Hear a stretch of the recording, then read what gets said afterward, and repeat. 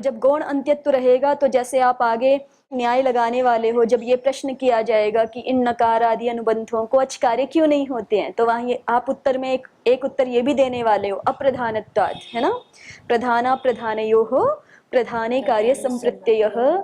इस परिभाषा के अनुसार आप उत्तर देने वाले हो कि नकार आदियों को अचकार्य इसलिए नहीं होते क्योंकि ये अप्रधान है, प्रधान उपदिष्ट नहीं है ना। अचो में प्रधान उपदेश तो अ ई उ आदि का है, नकार आदियों का नहीं है, ये आप उत्तर देने वाले हो वहां पे। तो उसी न्याय के अनुसार वही न्याय यहाँ पे भी लगाएंगे हम, ठीक है, वही न्याय यहाँ पे भी लगाएंगे। तो प्रधाना प्रधानयोः प्रधाने कार्ये संप्रत्ययः के अनुसार प्रधान अंत्यत्व तो हमें जहां मिलेगा वहीं पे हलंत्यम सूत्र काम करेगा। वहीं पे कौन काम करेगा? हलंत्यम सूत्र काम करेगा। वहीं पे अंत्य हल की इत संज्ञा करेगा, ठीक है। नकार आदि का अंत्य हल तो हम मान भी लें तो भी वो कैसा अंत्य हल तो है? अप्रधान अंत्य हल तो है, गौण अंत्य हल तो है, ठीक है, इसलिए वहां तो काम करेगा ही नहीं। ऐसी किसी को भ्रांति हो सकती है ना। देखिए, एवमपि वक्ष्यमाणेन न्यायेन अप्रधानत्वाद् यथा तत्र अच कार्यमस्य न भवति तथा इत संज्ञापि न भवेत्। फिर भी अगर हम किसी तरह से अंत्यत्व मान भी लें तो भी वक्ष्यमाण न्याय से, वक्ष्यमाण न्याय माने आगे कहा जाने वाला जो न्याय है उसके अनुसार अप्रधानत्वात् अप्रधान होने से यथा तत्र अच कार्यमस्य न भवति, जैसे इस नकार को अच कार्य नहीं होता है, तथा इत संज्ञापि न भवेत्, वैसे ही इसकी इत संज्ञा भी नहीं होनी चाहिए। इति यस्य भ्रांति ही स्याद्, ऐसी जिसको भ्रांति हो जाए, भ्रम हो जाए, तो उस भ्रांति को हटाने के लिए आचार्य ने क्या कहा है? तम प्रति, उस अध्येता के प्रति जिसको भ्रांति हो रही है कि यहाँ तो चूंकि गौण अंत्यत्व है इसलिए हलंत्यम सूत्र नहीं लग सकेगा और इसलिए इत संज्ञा नहीं हो सकेगी, ऐसी जिसको भ्रांति हो जाए, तम प्रति, उसको, उसके प्रति, उसको उद्दिष्ट करके आचार्य कह रहे हैं अंत, कि ये अंत ही है, अंतिम वर्ण है, अंते नकारम इतम करोति, अंत्य वर्ण है ये नकार,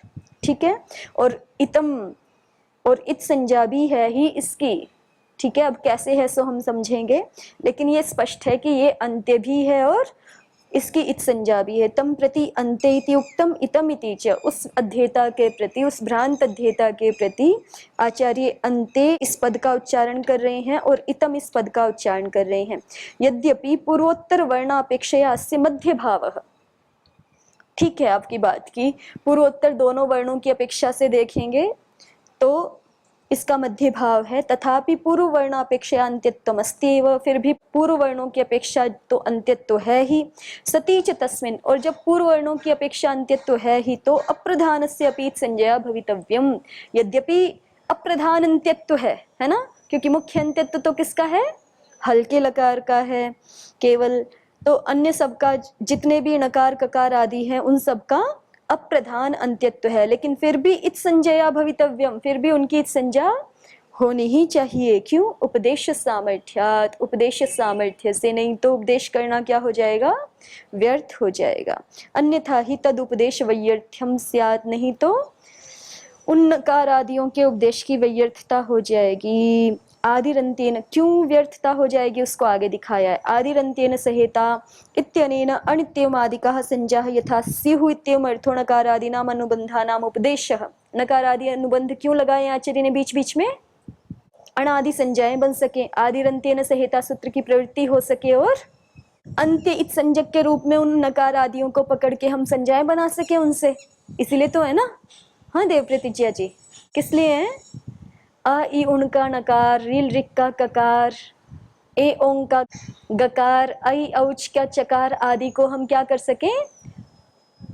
अंत्य इत संज्ञक के रूप में पकड़ सके। आदि ही अंत्येन सह इता, ठीक है, अंत्येन इता सह, अंत्य इत संज्ञक के रूप में किसको ग्रहण कर सके?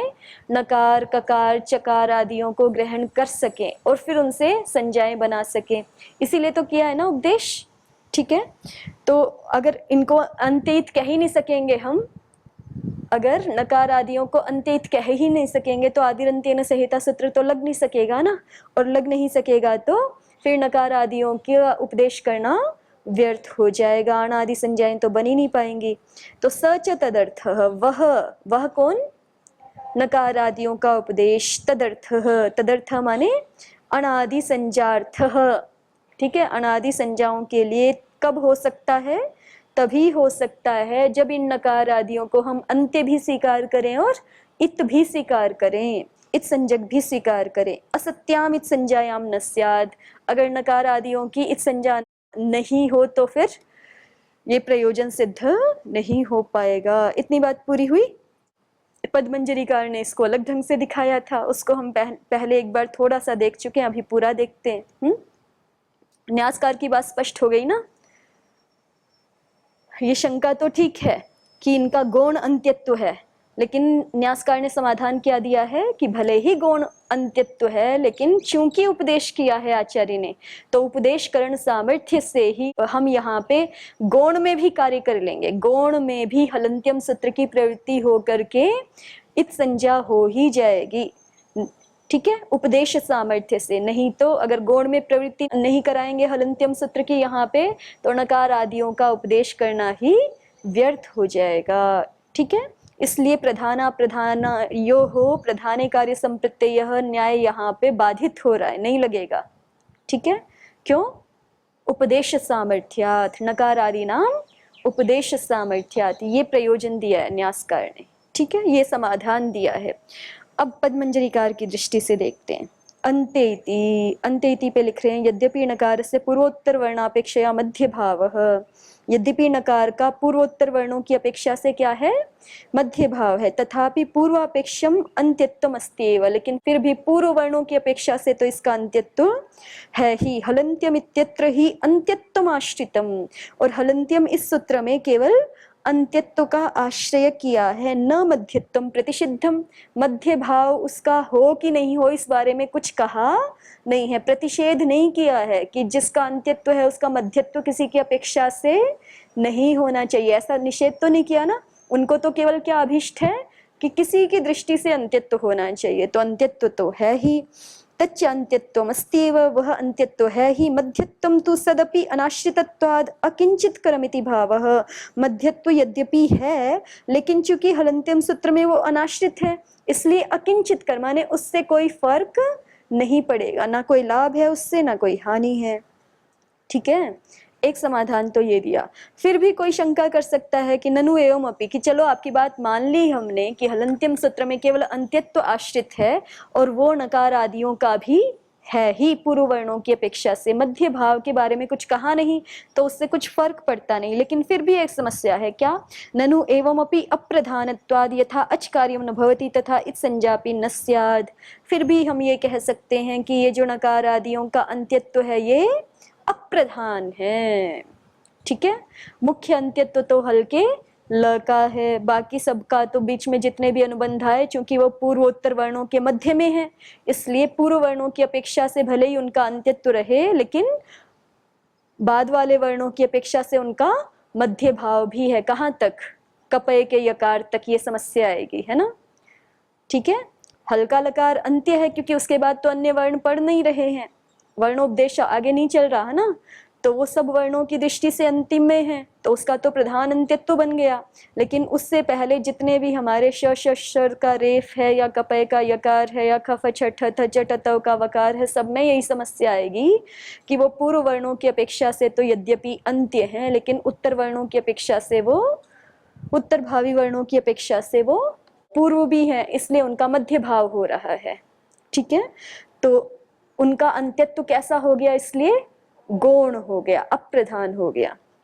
तो वही समस्या जो न्यासकार ने उठाई थी वो यहाँ पर भी जिज्ञासु उठा रहा है कि ननु एवं अपि अप्रधानत्वाद यथा अच कार्यम न भवति, अप्रधान होने से जैसे इन नकार आदियों को अच कार्य नहीं होते हैं, तथा इत संज्ञापि न स्याद्, वैसे ही हलंत्यम सूत्र इनकी इत संज्ञा भी नहीं कर पाएगा, ठीक है, उससे इत संज्ञा भी नहीं होगी।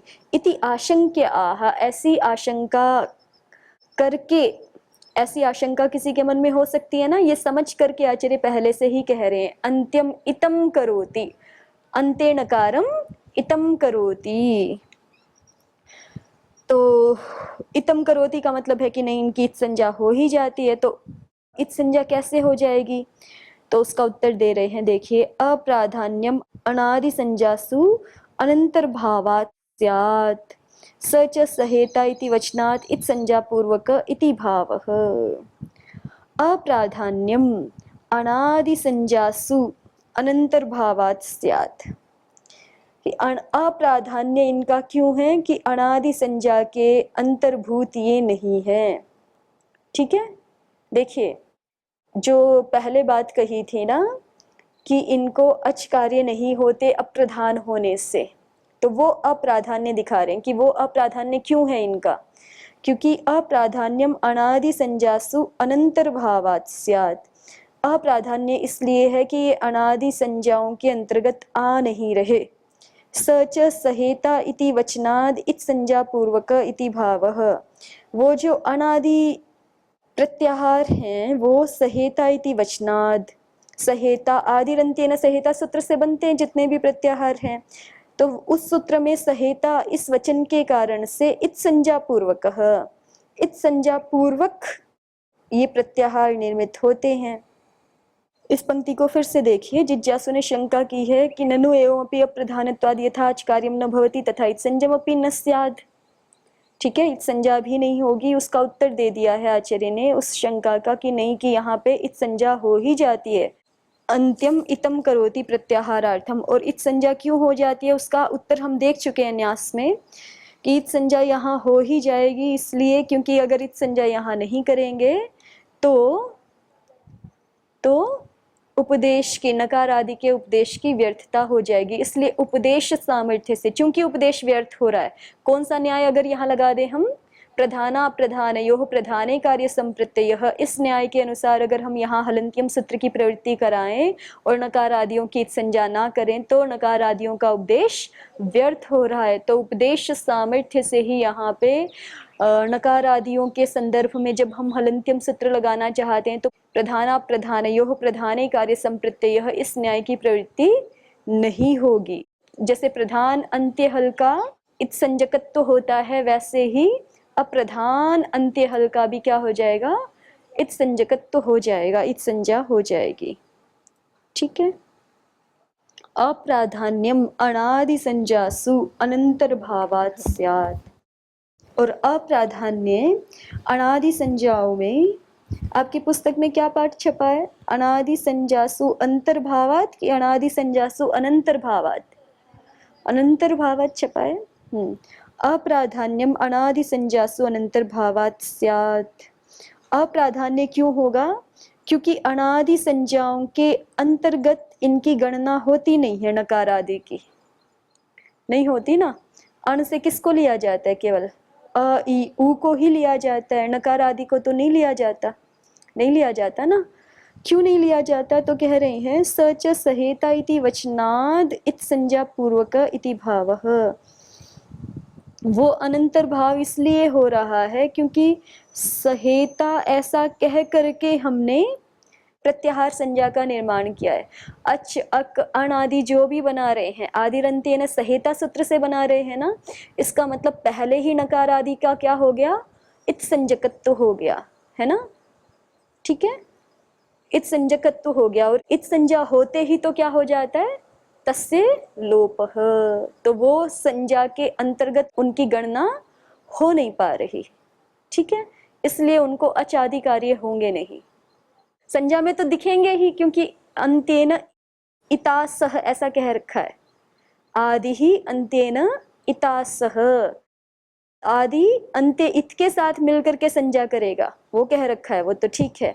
लेकिन अब जब बात आएगी कि उसके द्वारा किन वर्णों का ग्रहण हो, तो जब ग्रहण करने की बारी आती है तो अ ई उ का ग्रहण होता है, आदि का भी ग्रहण होगा, अपने स्वरूप का भी ग्रहण कराने वाले होते हैं और मध्यवर्तियों का भी। ठीक है, आदि वर्ण अंत्य इत संज्ञक के साथ, एक तो ये सह इता जो है ये गौण विभक्ति हो जाती है, आदि ही मुख्य है प्रथमा और इता सह ये गौण है तृतीया, उसके साथ आदि वर्ण अंत्य इत संज्ञक के साथ मिलकर अपने स्वरूप का और मध्यवर्तियों का ग्रहण कराता है। ठीक है, इसमें एक हेतु ये भी दिया जाता है, देखो अभी आपने पढ़ाई था पीछे, लोपश्च बलवत्तरः, ग्रहण होने भी लगेगा ना तो लोप पहले हो जाएगा, क्योंकि लोप अधिक बलवान है। तस्य लोपः, उसका लोप करा देगा। जैसे ही स्थिति आए कि इसका ग्रहण किया जाए कि इसका लोप किया जाए संजक होने के कारण, तो लोपश्च बलवत्तरः के कारण से उसका लोप ही हो जाता है। तो उसी दृष्टि से ये पंक्ति लिखी है यहाँ पर, अप्राधान्यम अनादि संजासु अनंतर्भावात् स्यात्। देखो हमने तो अप्रधानत्वात् की एक अलग व्याख्या की है ना, कि ये जो अंत्यत्व है ये अप्रधान है, नकार आदि का अंत्यत्व अप्रधान है, क्योंकि मुख्य जो अंत्यत्व होगा वो तो हल्के लकार का होगा। और ये कह रहे हैं कि अप्रधान्यम अनादि संजासु अनंतर्भावात् स्यात्, ये भी एक हेतु हो सकता है कि इनका नकार आदियों का तो अप्रधान अंत्यत्व है। ठीक है, ये अंत्य तो है लेकिन कैसे अंत्य हैं, अप्रधान अंत्य हैं, क्योंकि ये अनादि संज्ञाओं में आते नहीं हैं। अंत्य इनका अनादि संज्ञाओं में ग्रहण होता नहीं है। सच सहेता इति वचनाद इत संज्ञा पूर्वकः इति भावः। वैसे वो हेतु ज्यादा सही लग रहा है मुझे, जो हम कह रहे हैं कि हल्के ल का, क्योंकि जो ये पहले से दिखा रहे हैं कि नकार का अंत्यत्व पूर्व वर्णों की अपेक्षा है, उत्तर वर्णों की अपेक्षा से मध्य भाव है, तो इससे तो यही समझ में आता है ना कि हल सबसे अंत्य में पढ़ा है तो लकार का अंत्यत्व मुख्य है, क्योंकि सारे वर्णों के बाद है, और उससे पहले जितने भी ऐसे वर्ण हैं अंत में नकार आदि अनुबंध, उन सब का पूर्वोत्तर दोनों की दृष्टि से मध्य भाव रहेगा, इसलिए वो गौण अंत्यत्व वाले हैं, ऐसा कहना चाहिए। फिर भी ये एक और दृष्टि हो सकती देखने की कि अप्राधान्यम अनादि संजासु अनंतर भावात् स्यात्। अप्राधान्य किस लिए है, क्योंकि अनादि संज्ञाओं में ये आ नहीं रहे हैं। सच अनंतर भाव सहेता इति वचनादित संज्ञा पूर्वकः, और वो अनंतर भाव क्यों हुआ है, क्योंकि सहेता इस वचन के कारण से इत संज्ञा पूर्वक ये अनादि संज्ञाएं बनी हैं, है ना। सहेता इस वचन के कारण से इत संज्ञा पूर्वक इत संज्ञा पूर्वक ही अनादि संज्ञाओं का निर्माण हुआ है, इसलिए इत संज्ञा पहले ही हो चुकी है तो अब उनका अनंतर भाव रहता है, अनादि संज्ञाओं में वो गृहीत नहीं होते। तो ये वाला जो अप्राधान्य है ना, ये वहां लगाएं कि इनको अचकार्य क्यों नहीं होता, उसमें ज्यादा फिट बैठेगा। प्रकृत प्रसंग में अप्राधान्य जो बात हो रही है, अप्राधान्य अंत्यत्व, उसको तो इसी दृष्टि से देखना ज्यादा युक्त है कि चूंकि ये पूर्वोत्तर वर्णों के मध्य में आ रहे हैं, इसलिए इनका अंत्यत्व गौण है। ठीक है, और अभी अभी जो उदाहरण के रूप में बात प्रस्तुत की जा रही थी कि जैसे अ ई उन आदियों के बीच में जो नकार आदि आ रहे हैं उनको अप्रधान होने से अचकार्य नहीं होता, तो वो अप्रधानता किस दृष्टि से है, उसके लिए ये पंक्ति ठीक बैठ सकती है अधिक, कि अप्रधान इसलिए हैं क्योंकि अनादि संज्ञाओं में वो आते ही नहीं है। ठीक है, और आते क्यों नहीं है, क्योंकि उनकी इत संज्ञा हो चुकी होती है, लोप हो जाता है, इसलिए नहीं आते। ठीक है, इसलिए वो पढ़े होने के बाद भी अप्रधान है, गायब हो जाते हैं, इसलिए उनको अचादियों के कार्य नहीं होते हैं। चलिए, ये प्रथम पंक्ति पूरी हुई हमारी। अ इ उ इत्यनेन क्रमेण वर्णान् उपदिश्य अन्ते नकारमितं करोति प्रत्याहारार्थम्। तस्य ग्रहणं भवति एकेन उरण्रपरः इति अकारेण। अब ये पंक्ति है, न्यास से देखिए इसको। तस्य इत्यादि एकेन इति सहार्थ योगे तृतीया, तस्य इति कर्मणि षष्ठी। तस्य इत्यादि पे लिख रहे हैं कि एकेन, तस्य ग्रहणं भवति एकेन लिखा है ना, तो एकेन ये तो सहार्थ योग में तृतीया है। ठीक है, जैसे हम बोले रामेण सीता गच्छति, तो अर्थ क्या हो जाएगा, रामेण सह सीता गच्छति। ठीक है, सहार्थ में तृतीया हो रही है। छात्रेण अध्यापकेन छात्रः आगच्छति, अध्यापकेन सह छात्रः आगच्छति, ऐसा अर्थ हो जाएगा। तो एकेन सह, एकेन का अर्थ क्या है यहाँ पे, एकेन सह ऐसा हो जाएगा, क्योंकि एकेन इति सहार्थ योगे तृतीया बता रहे हैं। और तस्य इति कर्मणि षष्ठी, तस्य ये षष्ठी जो दिख रही है वो क्या है, कर्म में षष्ठी है। जैसे धनस्य दानम आदि में होती है, वैसे कर्म में षष्ठी है। तो पंक्ति का अर्थ क्या बन जाएगा? तस्य ग्रहणम भवति एकेन का, तस्य नकारस्य, तस्य नकारस्य, उस नकार का प्रदेश वाक्येषु, प्रदेश वाक्यों में संजी प्रत्यायनार्थम एकेनैव अकारेण सह उपादानम भवति। तस्य नकारस्य, उस नकार का प्रदेश वाक्यों में, प्रदेश वाक्य माने अष्टध्यायी के जितने भी वाक्य, उन सबको यहाँ प्रदेश वाक्य कहा जा सकता है, जहां जहां भी अनादि का प्रयोग हुआ है। ठीक, उस नकार का प्रदेश वाक्यों में संजी प्रत्यायनार्थम, संजी का ज्ञान कराने के लिए, एकेनैव अकारेण सह उपादानम भवति, एक ही वर्ण अकार के साथ ही ग्रहण होता है। ठीक, एक वर्ण अकार के साथ ही, माने हम यहाँ पे एक ही प्रत्याहार बनाते इस नकार से। कौन सा? केवल अण। इण बनाया है क्या कहीं? नहीं बनाया ना। जहाँ ई उ दो का ग्रहण करना अभिष्ट होता है वहां तो द्वंद्व करके ही पढ़ देते हैं। जैसे क्या सूत्र है आपका? अचिष्णु धातु भ्रुवाम योर यंगु वंगो, यो हो ऐसा पढ़ दिया है ना। या यस्येति च में, यस्येति में ई अ का ग्रहण अभिष्ट है ना, तो वहां पर भी द्वंद्व करके पढ़ दिया है। ठीक, तो तस्य से किसको ले रहे हैं? नकार को। उस नकार का प्रदेश वाक्यों में संजी प्रत्यायन के लिए केवल एक अकार के साथ ही ग्रहण होता है। स ही अकारादीनां वर्णानाम अकार सहितः एव संज्ञा, न केवलः नापि वर्णांतर सहितः। सह, सह कह? स नकारः, निश्चित रूप से अकारादीनां वर्णानाम, अकारादि वर्णों का, अकारादि किन वर्णों का? अ ई उ, इन वर्णों का अकार सहित एव संज्ञा, वो नकार अकार सहित ही अ ई उ इन वर्णों की संज्ञा होता है। न केवल, नकार अकेला संज्ञा नहीं है, ना भी वर्णांतर सहित, और ना ही किसी अन्य वर्ण के साथ मिलके और कोई संज्ञा बनाता है कि नहीं अन्य वर्णों को ग्रहण करने के लिए। ठीक है, सारी बात स्पष्ट हो गई।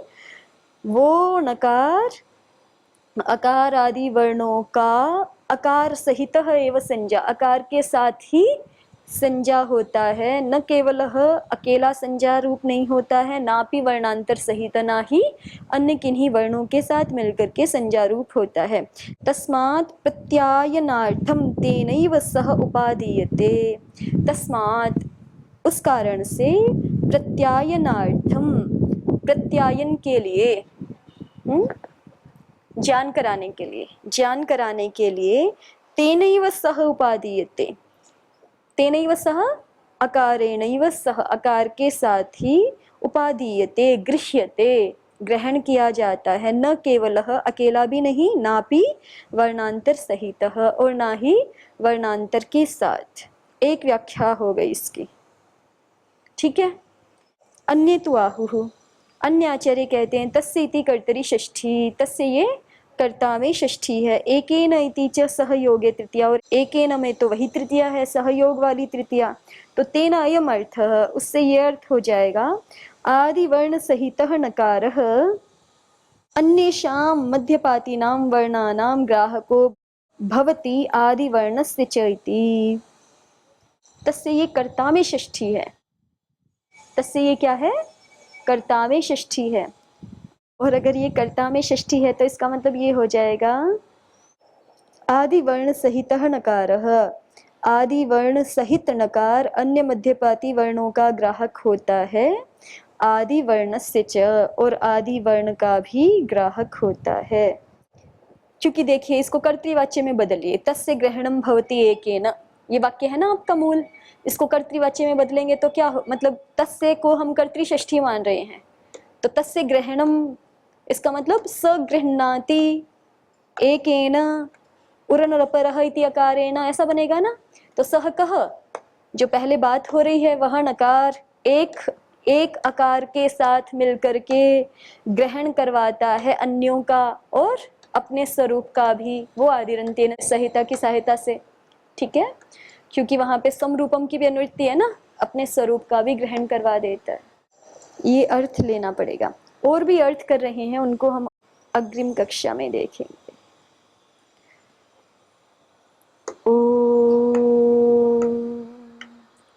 शांति शांति शांति। ओम श्री परमात्मने नमः। ओम श्री गुरुभ्यो नमः। ओम सर्वेभ्यो नमः। ओम।